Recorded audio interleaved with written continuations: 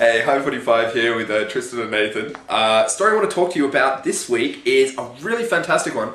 It's about these guys at MIT actually redrew the US based on how people talk to each other. So they've got all this data from like AT&T and those other guys, all the other people there, and actually plotted it on a map.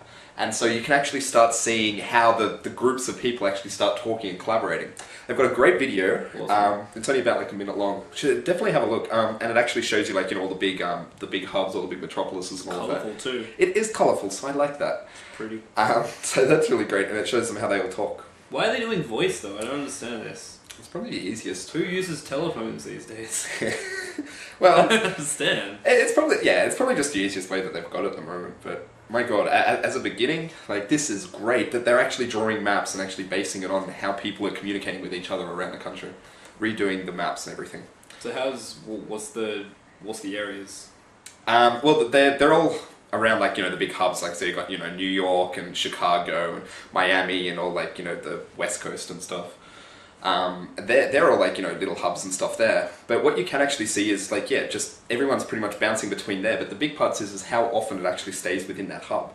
Okay. And they did it with the UK as well, where there's a really cool map down here that actually has about the UK.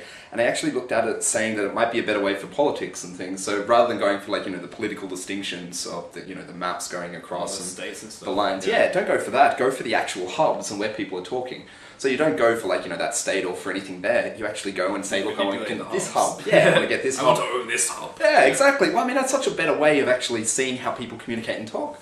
Well, this is kind of similar to the thing you've always talked about before of how you want to be the brain of the hive. Yeah, exactly. Of the super global thingy. The global hive mind. Yeah. To actually be at the prefrontal cortex. So obviously, hey, you've got say Hollywood's the hub for movies and stuff, and Silicon Valley's the hub for tech stuff. There's gonna be, and China may end up being the hub for AI or something like that. Yeah. I don't know. Yeah, who knows? But it's such a better way of actually looking at it that, I mean, if we actually focus on that more and focus on the idea of hubs, or I like to say the hive minds going there, then you can actually start to see the hive minds that already exist right now. Actually, they fight at the borders. And exactly. They eventually join up with another hub on the other side. And it's like Civ or something where you attack them. That'd be a great flash game or something. Having all the different hive minds around everywhere, and then you've got to grow your hive mind to actually be the best of certain things. And it's very exciting.